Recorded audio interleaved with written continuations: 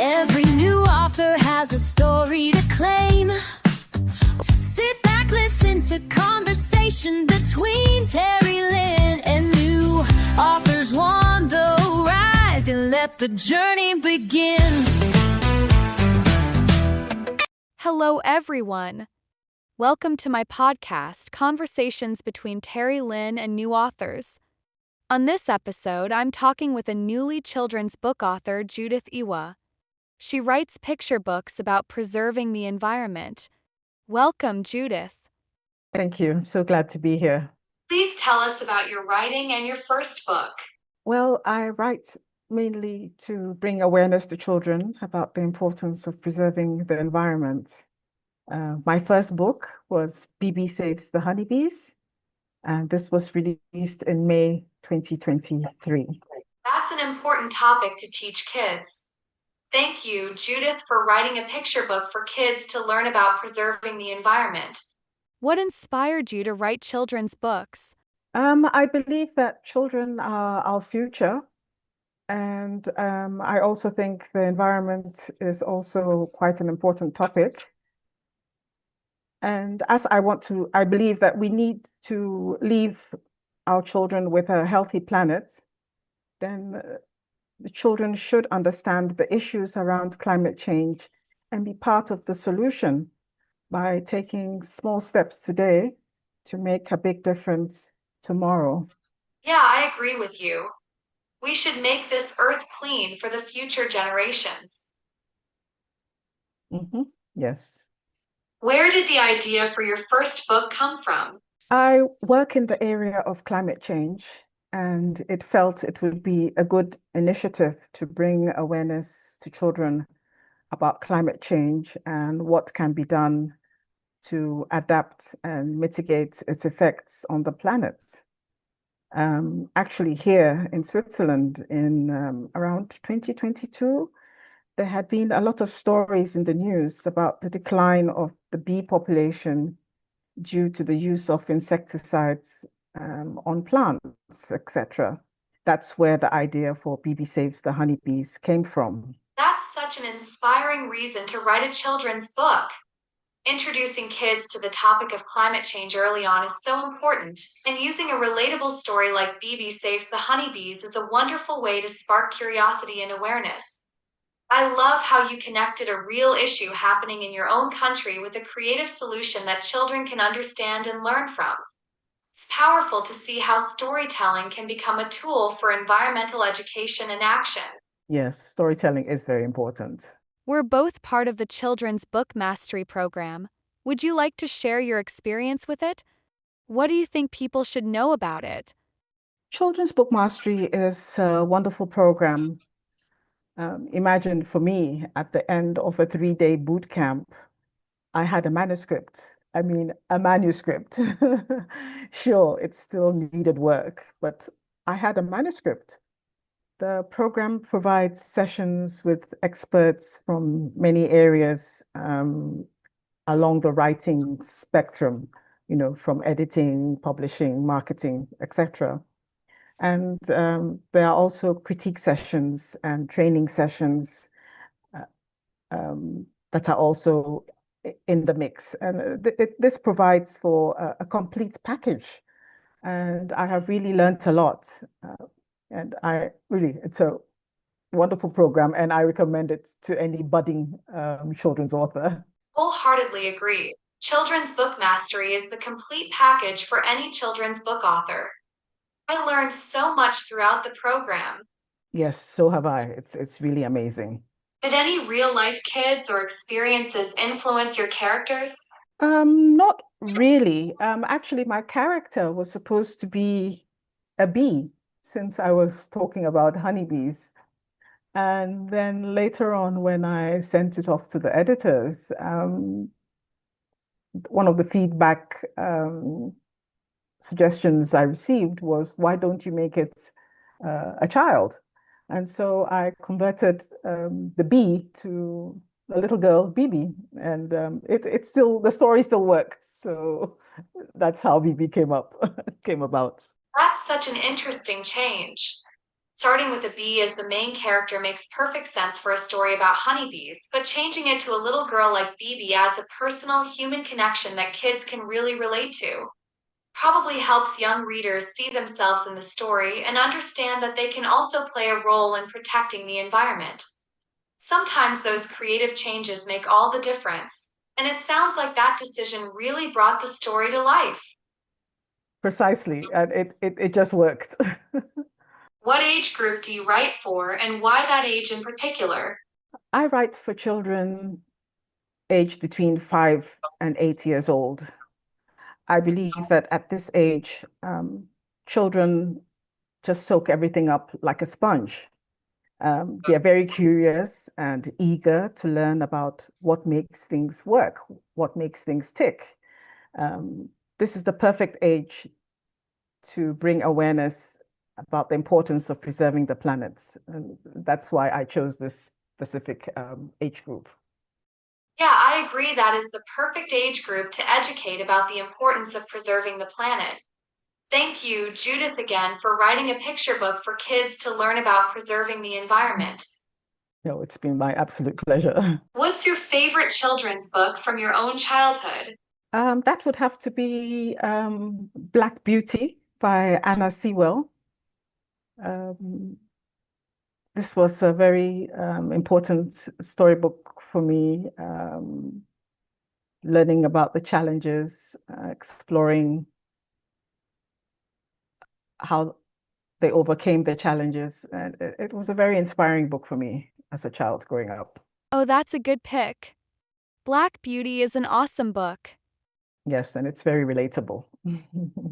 What was it like seeing your story come to life through illustrations? Oh, that was really an incredible feeling. The first time I saw an illustration of Bibi, I just fell in love with her. It was like having my own child. Um, the illustrations throughout the book were so stunning. They made the story flow from cover to cover. It's amazing what illustrations can do for a book. Illustrations bring a book to life for sure. I too fell in love with my characters. Yes, your books are also amazing, Terry. Congratulations. Thank you, Judith. How did it feel when you held your book for the first time? Oh my goodness. It was, I can't even put it into words. It was, it was just overwhelming. It's the only word I can think of. It was, it just made you get this sense of accomplishment. You're like, oh, really? Finally, it's here. Exactly. You're just cheering yourself on. It's one of the amazing feelings you can ever feel in your life. Yeah. It also was an overwhelming feeling when I held my first published children's book, The Magical Hairbows, in my hands. Yes, I remember that book, and I have a copy, Terry. I have a copy in my library. What do you hope children take away from your book? Simply that they can be a part of the solution. They don't have to think that just because they're young, they're small, they can't make an impact. Every single step that they take, every single piece of activity, like I have at the back of my books, will help make a big change in the future. So, everybody should get on board. This is a train worth riding. Everybody should get on board. Have you ever had a child's reaction to your book surprise or move you? Oh, yes. This was when I went to my former headmistress at school, and I met with the children, read the book, and at the end, they just didn't even want me to leave, and they just crowded around me, hugging me, pulling my hand, one way, pulling my hand the other way. They didn't want me to go, and they all wanted to know when the next adventure of BB's would take them, and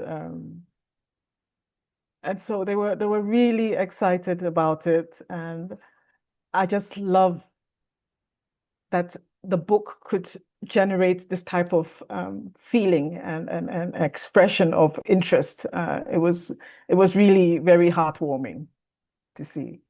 That must have been an incredible feeling. How much kids enjoyed your visit and your book, BB Saves the Honeybees. That's great, Judith. Yeah, it was amazing. What advice would you give to someone dreaming of writing a children's book? Oh, I would just tell you, just do it.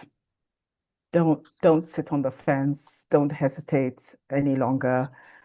Just put your ideas on paper. Joining a writing coach program like Children's Book Mastery can really help hone your writing skills. And just do it. Don't hesitate. Just do it. That's great advice. To join a coaching writing program like Children's Book Mastery. Yes, that really helps. That really helps. Yeah.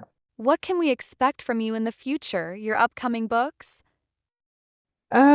Yes, I finished my Preserve the Planet series. There are 3 books in that series. So the first book was BB Saves the Honeybees. The second book was BB Saves the Ocean. And the third book, which was just released in June this year, as BB Saves the Trees. So that series is done, and I've started work on a new series, which I'll be more than happy to come by your podcast and let you know. That's awesome, Judith. I look forward to having you on my podcast when you are ready to talk about your next series. Thanks, Terry. Thank you. Appreciate it. How can people get a hold of you and find your books, your website, your email address, your Amazon page, etc.? My website is judithaewa.com. There you can find most of the information about my books. I'm also on Instagram, so you can find me. My handle is at Judith Ewa _author. And I also have a Facebook page. It's Judith Ewa author. And those about, and Amazon, yeah, you can just go on Amazon and use my name or the name of any of my books, and they should come up. Thank you, Judith, for your information. I will put the links to all of your information in this episode's notes below. Thank you. Is it anything else you want people to know about you?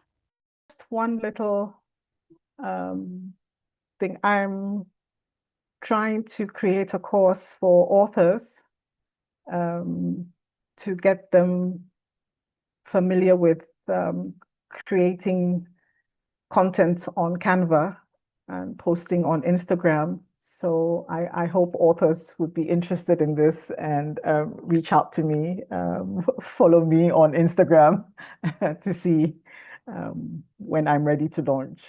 Good luck, Judith, with your Canva course. Thank you so much for your support.